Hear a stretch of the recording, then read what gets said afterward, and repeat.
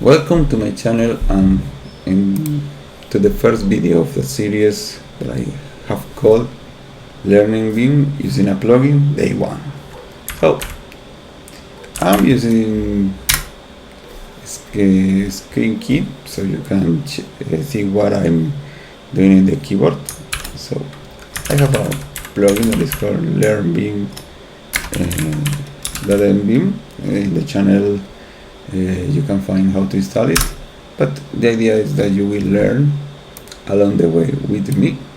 So first lesson, how to exit Vim.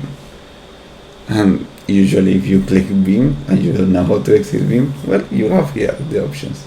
You can do semicolon Q and you will quit one of the two windows, the active one, so I think that it will close one of the two windows.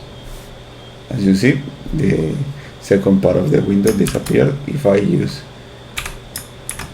Q and the bang sign, we will quit totally Vim. You can just read the other options, how to write and how to properly exit Vim. That's the first lesson, how to exit Vim. Next lesson,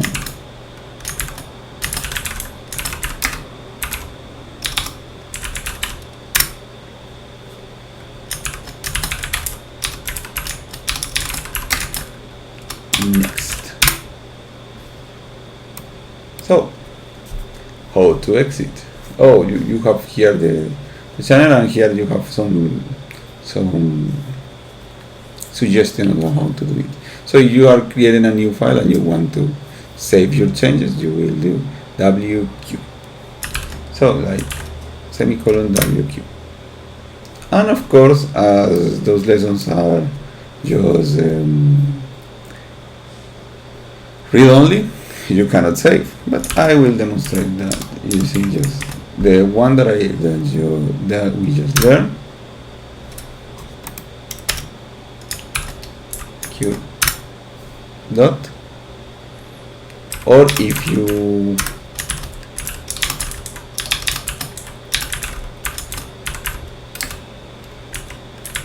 have multiple windows open and you want to exit all of them, you do QA bang sign and you will exit. That's a thing that is missing there. So let's say I create a new file called mvim and the name of the file that I want to create. New file .txt. You see, now there is a file called new file .txt. So I will just do enter on insert mode. We will look on that on a future lesson. Whatever. Then I will do WQ.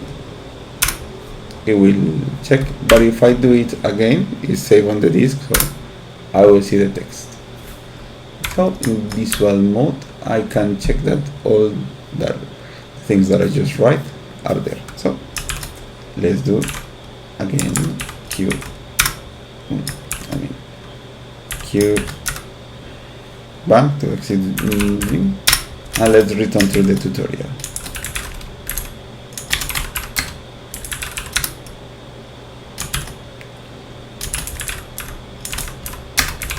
That is contents. So we can go to the first navigation. I can do just motion if I'm not wrong, and you have here, if you press K you will go up, J go down, H go left, L goes to the right. So escape to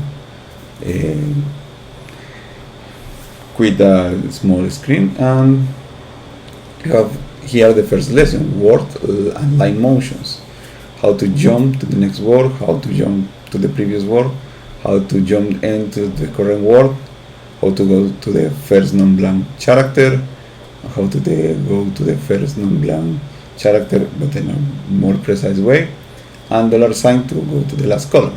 So you can just check all the explanation here, and we can practice in the second way. So if we press K, we can go up, J down, H left, L right, And again, let's press $sign.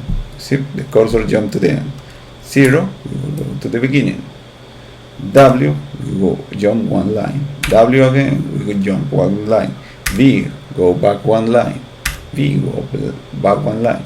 E, go to the end of the current word. So if we press B, E, we will jump between lines. So if we press W, we will go to the next word, to the beginning.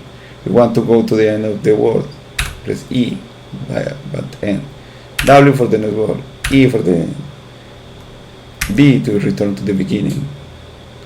So let's press, I think that is the caret sign. I don't remember this. We will go also to the first. So let's go with the $sign. So if we do up, 0, W, V, WW, then E, B, 0. Great practice today. That should be all for today's video. Next video we will go to new modes, new motions, but right now you will be able to move on a file, go back, go up, down, and move without yet inserting any word, but you can now navigate files without any issues using just the keyboard. So that's great and a great beginning. So thank you if you follow me until the end, and see you in the next video.